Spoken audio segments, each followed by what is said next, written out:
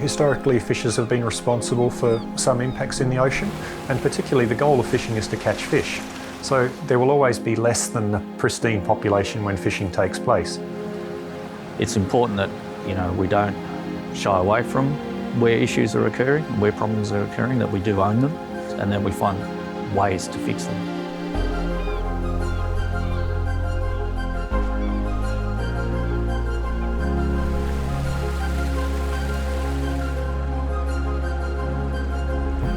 I think the long history of research the CSIRO has been doing with prawn fisheries around Australia means that we can have difficult conversations, and that's helped improve the condition of some habitats and some species. It has required sacrifice from fishers in some cases, but that is because they've wanted to have long-term sustainability.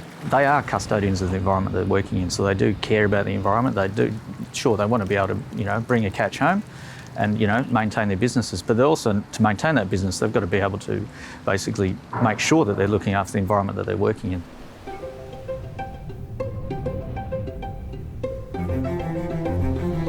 The industry itself used to be a lot bigger, so it's downsized as a way to become more sustainable. Some of the really interesting and impressive changes in the fisheries management have really been around bycatch management, which is one of the most significant issues of a trawl fishery.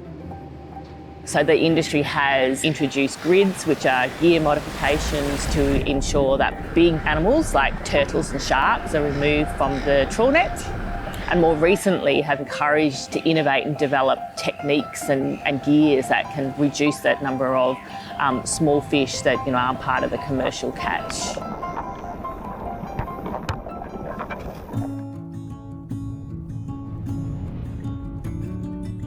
The way we manage the fishery is really unique, and we kind of have a security knowing that we are going to keep confidently catching and sustainably catching each and every year. We have trigger limits in place. If we start getting down to a certain amount, we know that things aren't good and we probably need to tighten things up a bit. And in my experience, we never ever get that far. Everything's just got to be done with common sense. No matter what business you're in, it's all got to be managed under regulation. People have got to realise that we are a very tightly managed industry. The majority of all the regulations have come through from recommendations from the industry itself. The idea is to have a sustainable resource out there, and which is what everyone wants. A lot of fisheries are managed by estimating the number of fish in the water with methods such as stock assessments. The Department of Primary Industries has what's called a harvest strategy. They'll do surveys at the start of the season or prior to, and then they'll do periodic surveys every sort of 3 months.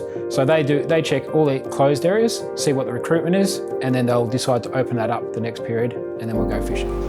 Then if there's a certain catch per kilo rate drops off, then we'll close that area, and then we'll go into the next area. It's a bit like going through 3 audits, financial audits a year to see where your company is. It's intensive, it's expensive, and it gives you a lot of information, and that gives us an opportunity to target the size of the prawns we want and just leave the rest of the Gulf alone. It doesn't need to be touched. So it's very well maintained, very well structured, and it's all about keeping it sustainable. All the ports are very busy getting the boats ready. It's massive and it's hectic. AFMA management were there with a delegation of Thai fisheries scientists who've come out to have a look at the northern prawn and how it's managed. It's pretty amazing to have international fisheries interested in how we manage it as an example of best practice.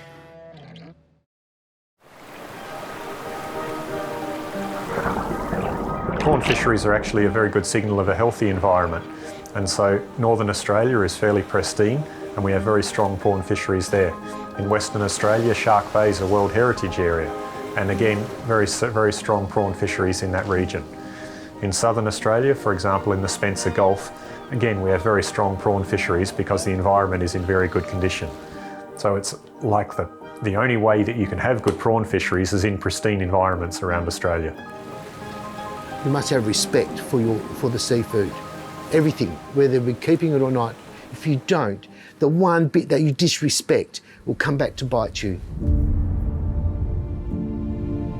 We're in it for the long term. The fishery's been going for 50 years. I'm a 3rd generation. I've got 3 sons, and I want to have a future in the industry for at least one of them, if that's what they choose to do. It's just an endless pursuit to be the best and setting big goals. You can't just sit back and keep doing what you're doing. We've got to keep getting better and better. Without that, the fishery wouldn't be able to demonstrate its sustainability. One thing I have found, and talking with colleagues from around the world, they are often amazed. What do you mean you're working with the industry? How can you get the industry to work with you? Why do they trust the science? And I think it's really important to have that trust, to build those partnerships, because you bring the science to the industry, you bring the theory to the practice, and I think that's where we get some of the best leverage with regard to making a difference.